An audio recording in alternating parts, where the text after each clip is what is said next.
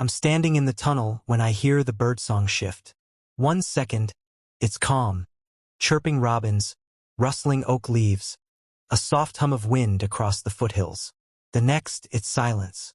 Still, like even nature senses something's about to go wrong. My name is Marcus Wells, 38, civil engineer, father of 2, husband to the most stubbornly brilliant woman I know. We moved to Alder Ridge 3 years ago. Quaint, quiet, tree-lined streets, big lake out back. Your textbook suburban paradise.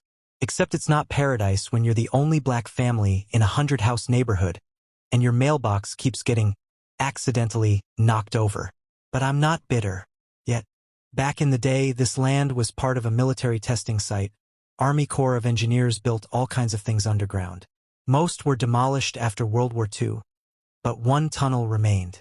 It's narrow, concrete reinforced, stretches from the back of our property to a small ridge that overlooks the lake. It's been sealed off since the 70s, but the structure's sound. I reinforced it myself, got it legally documented as a historical feature, even had it tagged in the Federal Land Register. Red tape galore, but it's mine. Ours. A relic. A secret slice of history running beneath the feet of people who pretend they own everything. And it's peaceful down here. My kids play spy games in the tunnel. My wife painted a mural along the walls. Scenes from Black history, heroes in Technicolor. Harriet, Malcolm, Baldwin. A tunnel of memory and resistance. That's probably what ticked them off. Them being the HOA. Officially, the Alder Ridge Property Preservation Committee. Unofficially, a bunch of retired Karens and power-drunk dads with nothing better to do than measure grass length and complain about non-conforming modifications. I've been to the meetings. I know the looks, the polite smiles that die in their eyes when I speak. The way they say your kind of background and mean so much more than career or education. Started small. A note taped to our front door. Please remove any unauthorized structures that violate community aesthetics. No signature. Then came the emails. Something about non-compliance, safety hazards, and unapproved landscaping. I replied with scanned permits, military survey records, everything. No response. Just last week, my youngest, Caleb, came home crying because a neighbor told him, "Black people don't own tunnels." Said it like it was a fact, like he was reminding him of his place. So I walked the tunnel that night, flashlight in hand, boots scraping against old stone. And I stood there thinking they don't even know what they're messing with. That's when I first noticed the new markings. Spray paint near the ridge exit. Orange X's. Surveyor tags. My stomach sank. They were planning something. I just didn't know how far they were willing to go, or how deep they were about to bury themselves. I get the email on a Tuesday morning. Subject line: urgent. Property violation escalation notice. No greeting. No signature. Just a PDF attachment and a single sentence. Unauthorized structure identified on Lot 47. Demolition pending HOA approval. Lot 47. That's us. I read it 3 times, eyes burning. There's no mention of what structure they're referring to. No citation. No hearing date. Just a quiet warning dressed as a formality. I forward it to my wife, to the HOA email group, even to the city zoning department. No one replies. But then I see the name buried in the PDF metadata. B. Lanningham. Barbara Lanningham. Vice Chair of the HOA. Retired realtor. White woman in a pastel power suit and pearls. The kind who clutches her purse when I walk into the room and then smiles like she didn't. At meetings, she's always the first to remind people of community standards, and the last to call on me when I raise my hand. Her dog once took a dump on my lawn. When I asked her to clean it up, she said, "Well, if your grass was shorter, maybe I'd have seen it." She always talks like she's being polite, but her words cut like razors dipped in sugar. That afternoon, I spot her outside the ridge trail, standing with 2 men in orange vests. Surveyors. They're pointing toward my property, nodding, laughing. One holds a clipboard. She's wearing gloves, white leather, and she keeps dabbing her nose like something stinks. I'm 50 yards away, behind a pine tree, but I can hear her voice, sharp and clear. should have never been built in the first place. It's not their land, not really. There. She says it like it drips from her tongue, like the word tastes bitter in her mouth. I step forward, make sure she sees me. Her smile snaps on like a switch. Marcus, what a surprise. Just out for a stroll. I don't answer, just stare. She doesn't blink. Such a lovely view from up here, isn't it? Shame about the old construction, but we'll make it right. You'll see. That night I can't sleep. I pace the tunnel again, flashlight in hand. There are more spray marks now. New ones. Fresh paint, white circles, arrows, even a crudely drawn bulldozer. Feels like a countdown. They're planning to destroy it. They think it's some hidden shack or DIY bunker. They don't know the Army Corps laid this concrete before Barbara was even born. They don't know it's registered, protected, on record. But they also don't care. Because to them, none of that matters. To them, I'm just a black man with something they don't think I should have. My wife tells me not to panic. It's bluff, she says. They can't touch federal registered land. But I see Barbara's smirk. I hear the laughter. And I know, this isn't just about property lines. This is about power. And they think they're about to take it back. Ready for Section 3. The escalation?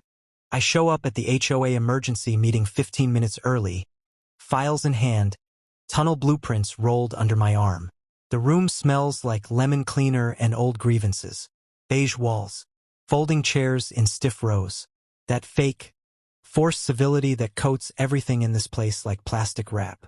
Barbara Lanningham is already at the front, sipping from a monogrammed thermos. She doesn't look at me as I walk in, but I feel the shift. Eyes tracking. A pause in conversation. The only black man in the room just became the most dangerous one. I nod at a few neighbors. Some nod back. Others look through me. The meeting begins. Barbara launches into her usual routine. Budget updates, lawn maintenance, the unauthorized structure issue. She never says my name, never says tunnel, just keeps using that vague, passive-aggressive HOA doublespeak. And due to safety concerns regarding Lot 47's undocumented addition, we've begun preparations for immediate removal. That's when I stand. Point of order, I say, lifting the rolled blueprint. It is documented. Built by the U.S. Army Corps. Designated as a historical structure. Federally registered. I've got the file here, dates, signatures, even a stamped letter from the State Archive. A beat of silence. Then Barbara smiles. I'm sorry, Mr. Wells, but our records don't show any approved additions under your name. And your yard has clearly been modified. There's excavation marks near the ridge. That suggests unauthorized use. Possibly a hazard. It's not excavation, I shoot back. It's a sealed tunnel entrance. And it's been there since 1944. She gives a little gasp, like I just insulted her church. Let's not get defensive, she says sweetly. We're just following protocol. We have to think about the safety and aesthetic of everyone in the neighborhood. Not just one homeowner. That lands like a slap. Not just one homeowner. Translation. Not just you. I unfold the blueprint, slam it on the table. You're not following protocol. You're abusing your power. And targeting my family because you think we don't belong here. Murmurs ripple through the room. Some uncomfortable, some agreeing. Barbara's voice sharpens. That's a serious accusation. So is sending demolition teams onto private property without consent. We didn't demolish anything yet, she says too quickly. Yet, I leave the meeting with clenched fists and a spinning head. I know what's coming. She's gonna move faster now, try to erase the tunnel before I can make enough noise. So I get louder. I email the city council, the Historical Preservation Board, local news. I even post a video walkthrough of the tunnel on social media, showing the Army Corps plaque embedded in the concrete, faded but legible. The mural, my son's handprints in paint. The video goes semi-viral. Comments pour in, people shocked, outraged. Some remember their own battles with HOAs. A few even lived in Alder Ridge and had stories of Barbara shutting down permits, calling the cops over backyard barbecues, suggesting certain people just don't fit the neighborhood vibe. The more I dig, the more patterns I find. One black family before us. Bought a home 10 years ago. Moved out within 6 months. Said it was a hostile environment. Another family, Latino, denied permission for a playset in their yard. Same reason, visual inconsistency. Barbara approved a pergola for the white couple next door 2 weeks later. My wife helps me build a case file, photos, records, testimonial emails. My kids help too, drawing the tunnel on poster boards like it's a school project. They need to know the truth, Daddy, Caleb says. His voice is small, but steady. Then the retaliation starts. Our trash bins go missing. The side of our house is egged. I find a dead squirrel stuffed into our mailbox. When I report it, the HOA sends a warning letter. Unsanitary conditions observed on Lot 47. That's when I know. This isn't about safety. It's about erasure. Barbara wants the tunnel gone because it's ours. Because we're black, and it's a piece of history she can't rewrite or control. But she's made one mistake. She underestimated how deep we're will it happens on a Saturday morning. Sky overcast. Air thick with that kind of quiet that comes right before a storm or a mistake. I'm drinking coffee on the back porch when I hear the rumble. Not thunder. Not wind. Engines. I step out farther, eyes narrowing. 3 utility trucks pull up on the trail behind our property. Bright orange. Loud. A small bulldozer in tow. Workers jump out, vests, hard hats, measuring tape, jackhammers. And behind them, stepping out of her Lexus in a pair of spotless white sneakers, is Barbara Lanningham. She doesn't look at me. Doesn't have to. Her presence is a statement. This is mine now. My wife is already on the phone. Calling the sheriff. Again. My kids peek from the sliding glass door, wide-eyed. I walk down to the back fence and meet them halfway. The bulldozer is idling, engine roaring like it's hungry. Stop. I say, voice even. You have no right. Barbara steps forward, arms folded over her tailored jacket, lips pursed like she's tasting something sour. I warned you, Marcus, she says. You left us no choice. This structure is unapproved, unsafe, and disruptive to the visual integrity of the community. Visual integrity, I repeat. You mean you don't like looking at it? I mean it's an eyesore, she says, tilting her head like she's doing me a favor by explaining. It's not part of the approved landscape plan, and regardless of whatever stories you've concocted, we found no official records in the HOA registry. That's because it's not in your registry. It's federal. She waves a hand dismissively. Marcus, please, don't embarrass yourself. You could have just taken it down quietly, but instead you chose to escalate, to play victim. My jaw tightens. I'm not playing anything. She turns to the workers. Proceed. The crew hesitates, uncertain. Ma'am, one says. We were told there'd be no resident on site. Well, he's clearly not going to interfere, she snaps. This is HOA sanctioned. He's been warned. They fire up the jackhammers. Concrete chips fly from the ridge wall. My mural, Harriet's painted face, is the first to crack. I step forward, shaking with rage. You're destroying federal property. Barbara smirks. That's rich. You think painting some graffiti on an old tunnel makes it sacred? You should have known better. You don't get to rewrite history here, Marcus. I reach into my bag and pull out the manila envelope. This is a cease and desist order from the State Historic Preservation Office. I say loud enough for the workers to hear. Filed yesterday, based on the Federal Antiquities Act and National Register status. Signed by a preservation officer who confirmed the Army Corps built the tunnel in 1944 as part of the Cold War logistics infrastructure. Your demolition isn't just illegal. It's a felony. The jackhammers stop. Barbara blinks. For the first time, her smile falters. I hand the order to the lead worker. He reads. Eyes widen. You should also know, I continue, voice rising. I sent that same paperwork to the county supervisor, 3 local news outlets, and a civil rights attorney. Oh, and there's a drone camera up there. I point to the blinking red light mounted in a tree. Recording everything, including you ordering the destruction of federally protected infrastructure. Barbara turns, searching the treetops like she can undo it with a look. That's not admissible, she snaps. You can't just film people without. I'm on my own property, I interrupt. You brought a bulldozer to my backyard. And the footage already has over 50,000 views online. Silence. Then, from the porch, my wife yells, "The sheriff's department just confirmed. They're sending someone over." Barbara's color drains. The workers start backing away, murmuring. One of them hands the cease and desist back, apologizing under his breath.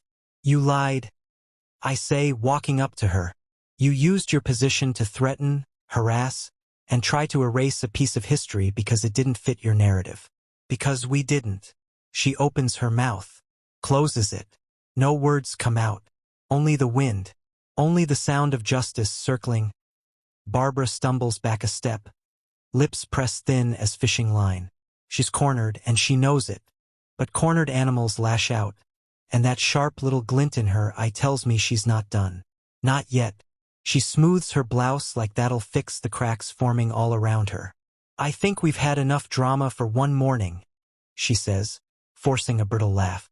"These misunderstandings happen all the time. I'm sure we can resolve this civilly." I hold up my phone. Already resolved. That drone feed? It's live. Streaming to my account plus 2 cloud backups.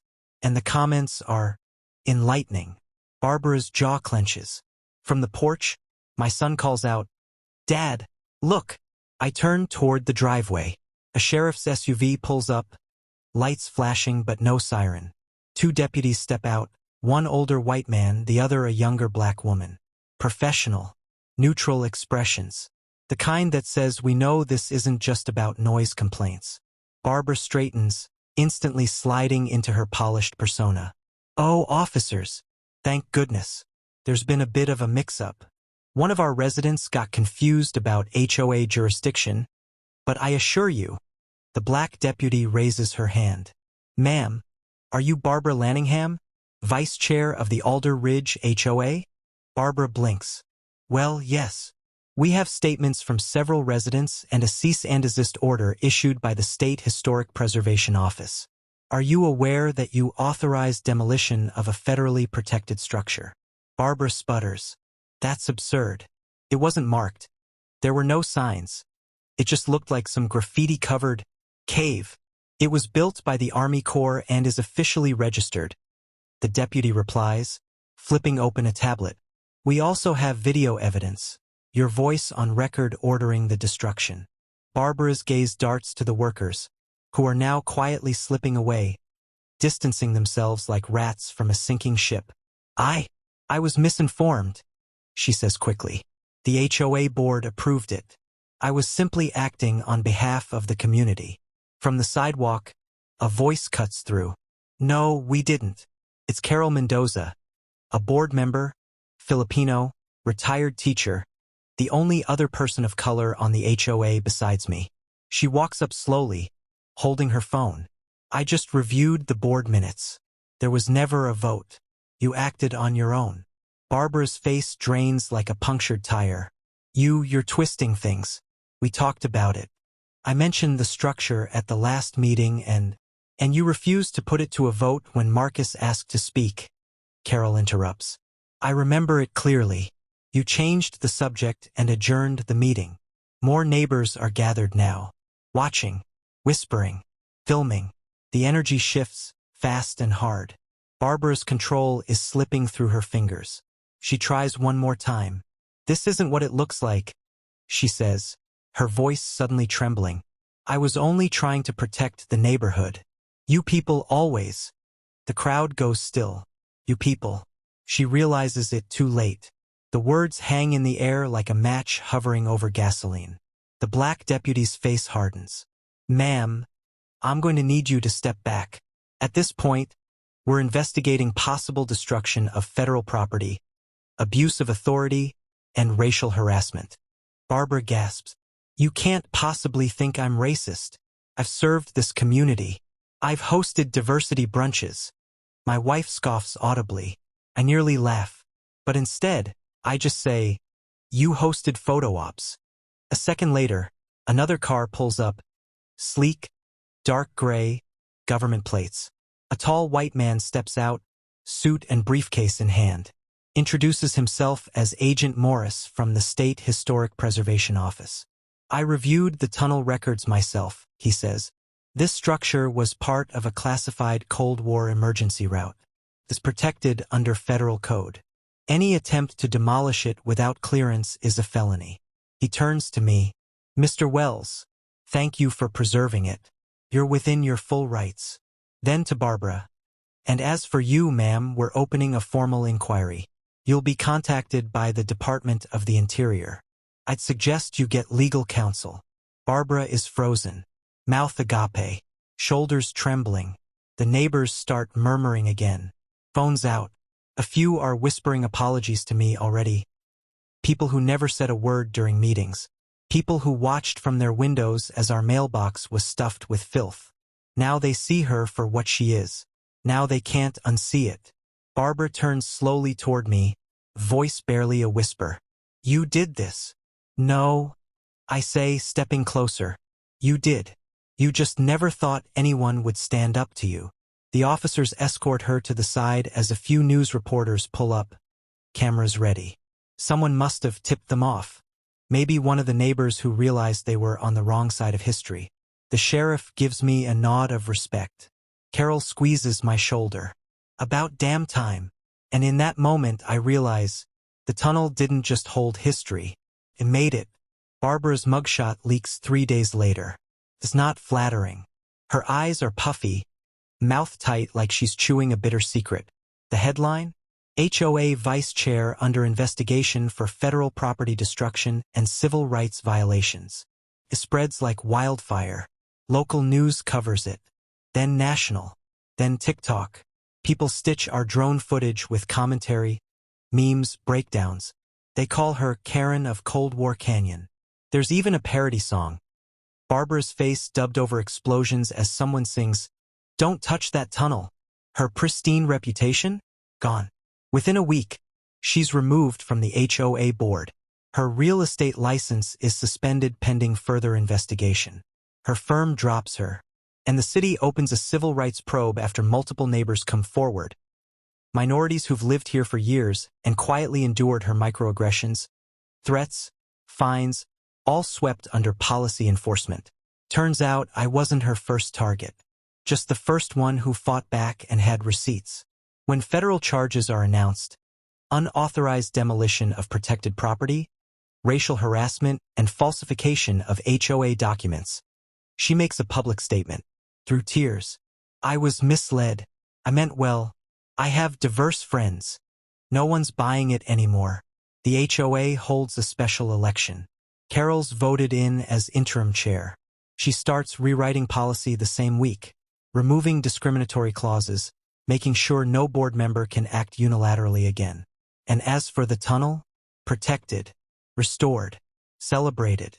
Veterans groups reach out. A local historian offers to install a permanent plaque. My kid's mural is repainted, this time with the neighborhood's blessing. We add names, faces, memories.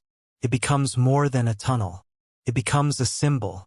And every day, when I walk past it, I remember what it took to protect it. Not just legal battles or paperwork, but holding firm against centuries-old patterns dressed in polite smiles and power suits. The neighborhood changes, too. People who used to cross the street when we walked by now wave. Some apologize. Some stay quiet but make room. And that's enough for now. One evening, about a month after it all happened, I'm sitting out back. Just me, the dusk, and the hum of crickets. My youngest daughter climbs into my lap, rests her head on my chest. Dad? She says softly. Why'd she hate our tunnel so much? I exhale slowly. She didn't hate the tunnel, I say. She hated that it belonged to us, that we made something ours without asking for permission. She nods, small and thoughtful. Will they try again? I pause. They might, I admit. But next time we'll be ready. And maybe, next time more people will stand with us from the start. She smiles and curls in tighter. The wind rustles the trees. Somewhere out there, Barbara is learning what it feels like to be publicly dismantled, piece by piece, just like she tried to do to us. But here, in our backyard, beneath the stars, we're building something stronger. Not just a tunnel, a legacy, a warning, and a promise. We're not going anywhere. Not now. Not ever. Want help titling this as a full viral story post or prepping it for social media threads or reels?